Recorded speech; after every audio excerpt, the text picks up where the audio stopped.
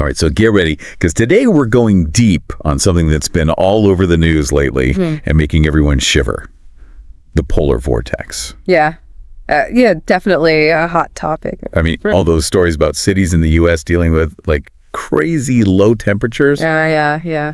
That's what we're starting with today. So we're going to unpack all the science behind these super cold blasts, and also look at the connection to, well, everyone's talking about it, climate change. Yeah, for sure. It's definitely a fascinating issue. Right. And pretty complex. And I think it's super important to really understand, all the different things that are happening here. Absolutely. So let's just start with the basics. Yeah. What exactly is the polar vortex? Because I feel like, I've heard the term a lot, but I don't know if I fully grasp it. Yeah, you're not alone there. I think a lot of people hear it and don't really know what it is. So the polar vortex is basically, it's like a giant swirling pool of really, really cold air. And it's way up high above Earth's poles, like way up in the stratosphere. And it's always there. But the way it behaves can change. And that's when things get interesting, like down here where we are, on the surface. But it's like this massive, just like whirling mass of cold air just kind of hanging out up there above the poles. Pretty much, yeah.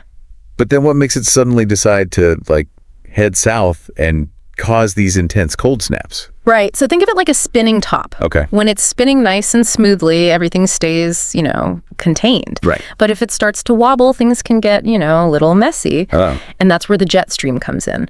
The jet stream is that super fast flowing, like river of air high up in the atmosphere. It plays a big part in all this. Oh, so the jet stream is kind of like the force that keeps the polar vortex spinning in place. Yeah. Exactly. Yeah. It usually acts like a barrier, keeping all that really cold air up north where it belongs. But when the jet stream weakens or it starts to kind of meander a bit, it's like the walls of our spinning top start to give way. And that's when all that cold air from the polar vortex can like escape and head south and bring those like bone-chilling temperatures with it. Exactly. It's like if you open the door to like a walk-in freezer on a hot day, all that icy air just spills out into the warmer room. Oh, okay. That makes sense. So that explains why we're seeing, these record lows. But I'm curious about like the long-term implications here. Is this just a natural thing that happens, or is there connection to climate change? Right. That's the question everyone wants answered. Yeah. And scientists are trying to figure that out. But here's what we know so far. As the Arctic warms up, and it's warming faster than other parts of the planet, it changes the temperature difference between the poles and the equator. Okay.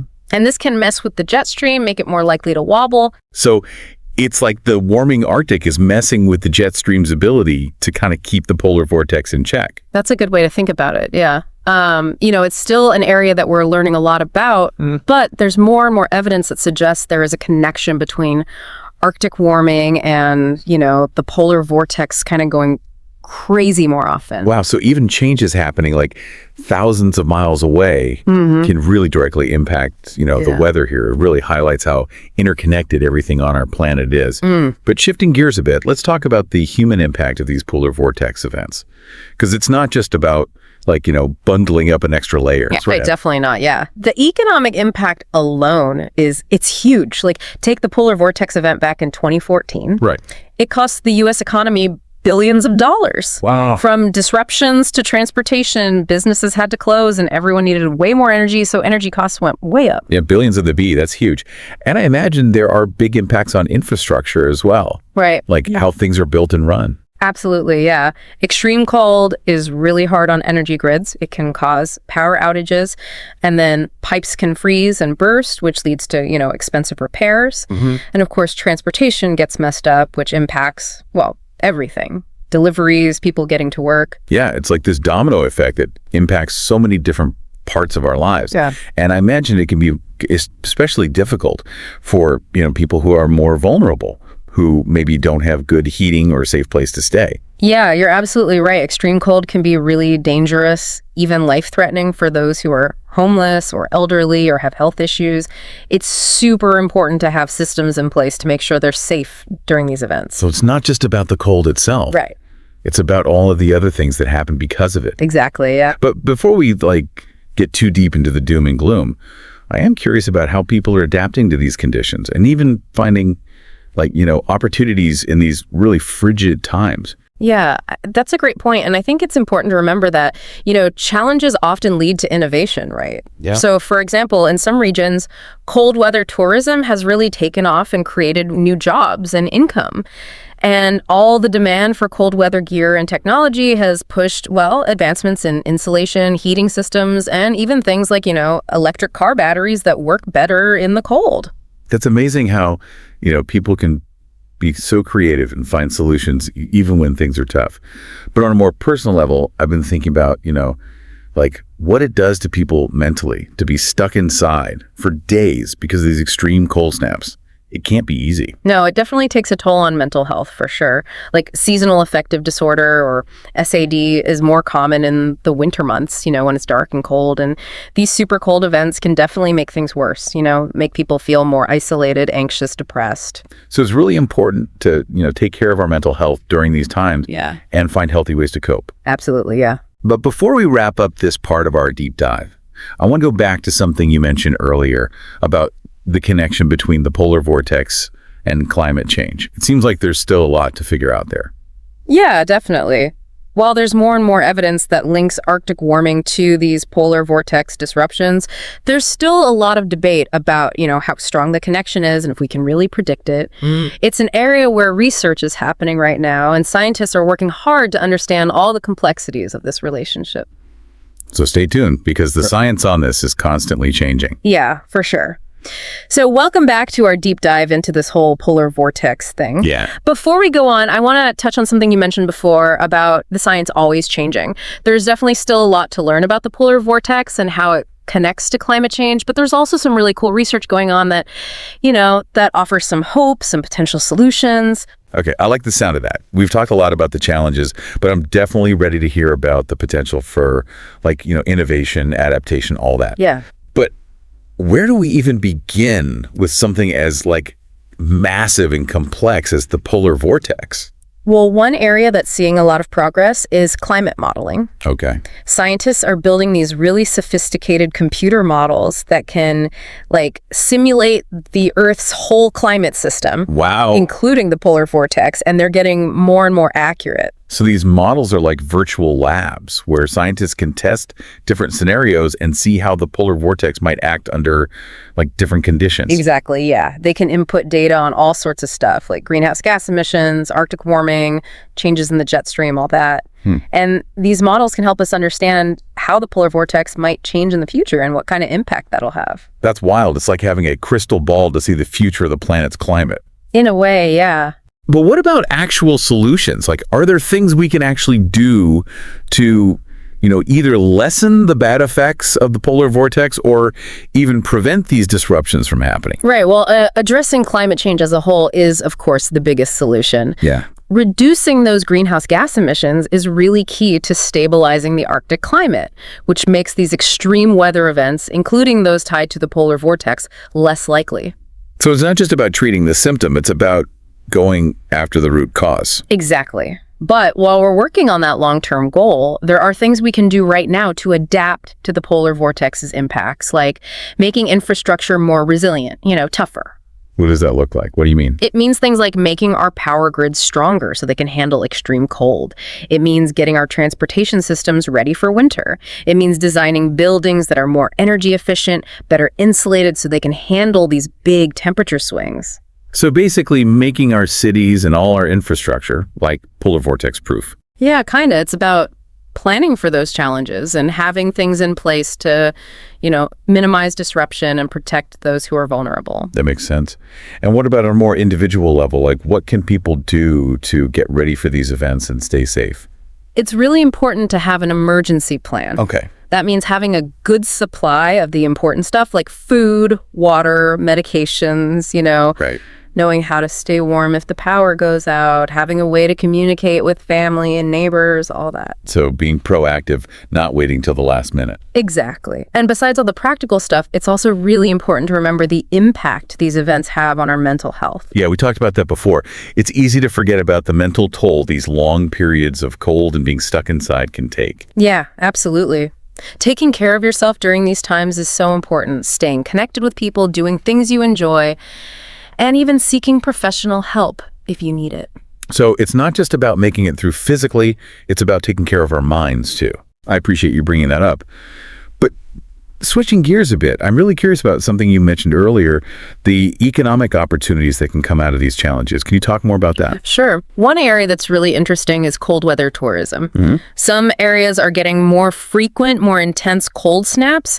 And because of that, there's been this boom in things like ice fishing, snowmobiling, even winter camping. So instead of dreading the cold, some people are actually embracing it and turning it into like a fun activity, a way to make money even. Yeah, exactly. And this has created all kinds of new opportunities for businesses in these regions, hotels, restaurants, tour operators, outdoor gear suppliers, all that. It's pretty amazing how people can be so adaptable and turn a challenge into something innovative and, help the economy too. Are there other examples like that? Yeah, another one is the development of technologies that can handle the cold. The need for products that can work reliably in really low temperatures has led to all these advancements in things like insulation, battery tech, even building methods. So having to deal with the cold is actually driving innovation in all these different fields. Exactly, like the development of electric vehicles, that's pushed the development of batteries that can work better in cold climates. That's not just good for EV drivers, it's good for anything that needs energy storage. It's amazing how all these things are connected. A problem in one area can lead to breakthroughs that have these wide-reaching impacts. But before we finish up this part of our deep dive, I want to touch on something that's been in my mind throughout this conversation. The whole idea of individual action versus collective action. It's clear that tackling climate change requires everyone working together, but I'm wondering what role individuals play in all of this. That's a really important question. While big systemic changes are super important, what individuals do can also have a big impact, both in terms of lessening our own environmental footprint and inspiring others to do the same. So it's not about feeling helpless. It's about realizing that what we choose to do can be part of a larger solution. Absolutely. Things like using less energy at home, choosing sustainable transportation, supporting businesses that care about the environment. Those might seem small on their own, but when everyone does them, they can really make a difference. So it's about being aware of our everyday choices and realizing that even small things can add up. And I think that sense of being able to do something can be powerful, especially when we're dealing with these big global problems that can feel overwhelming. You're exactly right. It's about finding that balance between acknowledging how serious things are and still having hope, knowing we can do something. And we're back for the final part of our deep dive into the polar vortex. It's been a wild ride learning about, the science, the impact it has on all of us, and even what we can do about it. Yeah, for sure. But before we wrap up, I want to look ahead. What does the future hold for the polar vortex and for us, as we're dealing with this changing climate? Right, that's the big question. And trying to predict something as complex as the polar vortex, well, it's not easy, but we can use the latest research and those climate models we talked about to get some idea of what might happen. Okay, so no crystal ball, but we have some pretty sophisticated tools to help us out. So what are those models telling us about the future of the polar vortex? Well, most climate scientists agree that as the planet gets warmer, we can expect to see the polar vortex get disrupted more often.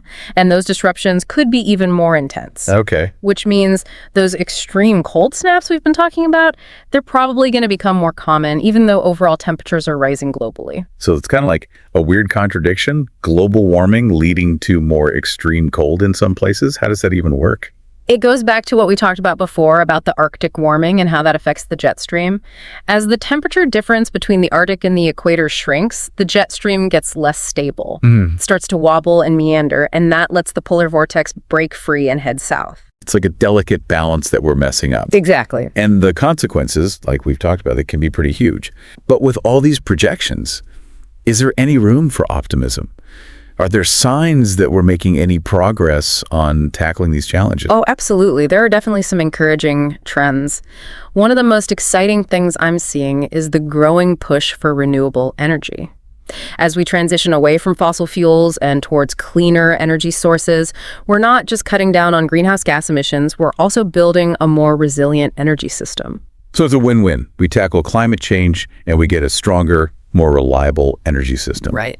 What other reasons for hope are you seeing? Well, there's definitely a growing awareness of climate change, especially among younger people. They're demanding action from leaders, they're pushing for innovative solutions, and they're driving this cultural shift towards sustainability. Yeah, it's pretty inspiring to see their passion and how they're taking charge. They're the ones who are going to inherit this problem, but they're not shying away from it. What about the role of technology? Are there any advancements you're excited about in terms of, slowing down climate change or adapting to its impacts? Oh yeah, there's so much cool stuff happening in that area. One thing that holds a lot of promise is carbon capture and storage technology. It's basically capturing carbon dioxide either from industrial processes or directly from the air, and then storing it underground so it doesn't contribute to global warming. So like cleaning up the mess we've already made. Exactly, yeah. Are there any other tech solutions coming up that could make a big difference? Another area that's moving really fast is climate engineering or geoengineering. It's about doing things on a large scale to change the Earth's climate system, like reflecting sunlight back into space or pulling carbon dioxide out of the atmosphere. Well, that sounds almost like science fiction. But are those technologies safe, ethical? Yeah, that's the big question. And it's something that scientists, policymakers, and the public are all debating right now. There are definitely concerns about unintended consequences and the possibility of these technologies being misused. We have to be really careful and have a serious public conversation about the risks and benefits before we go too far down that road. So it's not just about whether we can do it, it's about whether we should do it. And speaking of ethics, I think we need to acknowledge that climate change, including those effects linked to the polar vortex, doesn't affect everyone equally.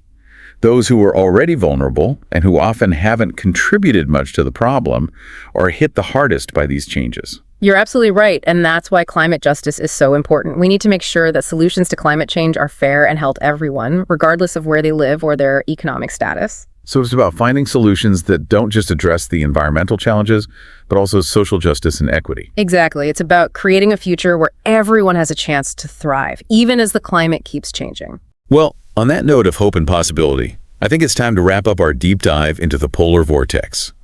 It's been an amazing journey through science, impacts, and potential solutions. We've all learned a lot, and I hope you, our listeners, have too. It's been great being here. And remember, the conversation doesn't end here. Keep learning about this topic, talk to your friends and family about it, and stay up to date on the latest research and solutions. And as always, we love hearing from you. You can find us on social media and keep the conversation going. Until next time, stay curious, stay engaged, and stay hopeful.